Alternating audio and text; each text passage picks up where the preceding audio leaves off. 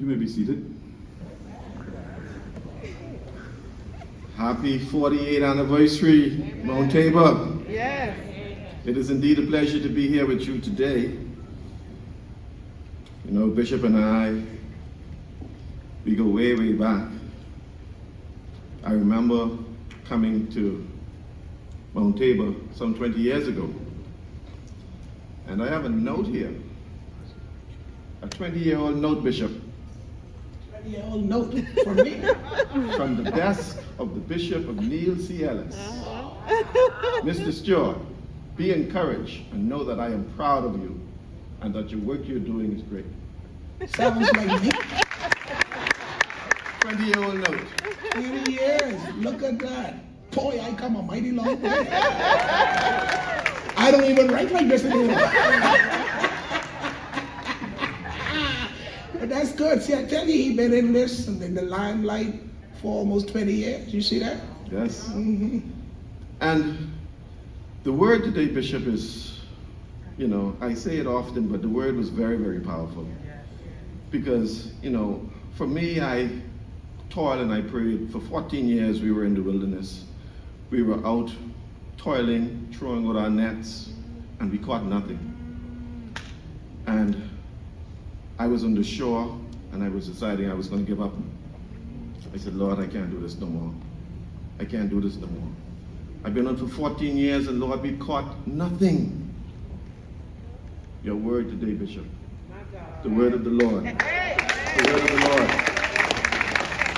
I've been reading the Bible for the last 28 years, and every year I read the Bible. This year, the most prominent theme in the word I'm reading is His word never returns void. And today, your word was confirmation.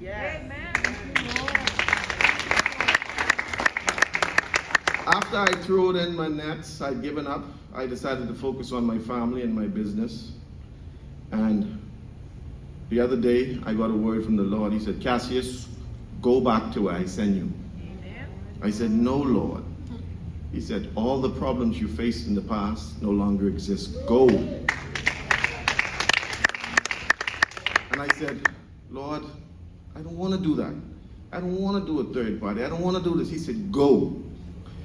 And I said, Lord, so I went on a 3-day fast. And he said, you think you're the only person I'm talking to? I am talking to hundreds of Bahamians. The word that I'm giving to you will be, they will identify with the word that I'm saying to you. Go and speak. So I said, nevertheless, Lord, I will go. Then I said, Lord, why should I go? On this year, we celebrate 48 years of independence. Pastor, we are a very sick country. I spoken to the Diabetic Association. They said to me 155,000 Bahamians are diagnosed with diabetes. And I said, Lord, why aren't nobody talking about this? Why aren't our leaders speaking about this? And he said to me, why do you think I'm sending you? Amen. And so I am here to speak to you as a new leader of the next generation, that our job is very difficult. How many in here knows of or know of somebody who died from cancer in the recent years? Raise your hands. Pastor, sickness is killing our nation. Not only we have challenge financially, but we have challenge physically. We got to make the Bahamas #1, the healthiest country in the region. And we got to make sure that every food we eat is organically grown, that we inspect everything that comes to this country. We have to create a healthy society. If we don't do that, we are wasting our time. Let you know that there is hope in deep waters. Yes. I am casting out my nets today. Yes, sir. Come with me. Because listen, you all gotta jump in this boat. Yes.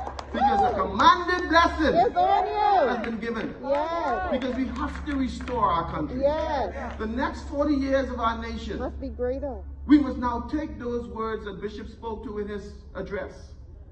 Unity, loyalty, Yes. abiding respect for Christian value, those have to come off the paper. Yes. And we must engrave those in the hearts of each and every Bahamian. Yes. So that we know that we will all move forward, upward, onward together. That must not be a word on the text, but that must be in our hearts. Yes. And so that is my job, to make sure that we can create a nation who lived the words in our preamble, who lived the words in our Constitution, that we should all move forward, upward, onward, together. God bless. Amen. Thank you.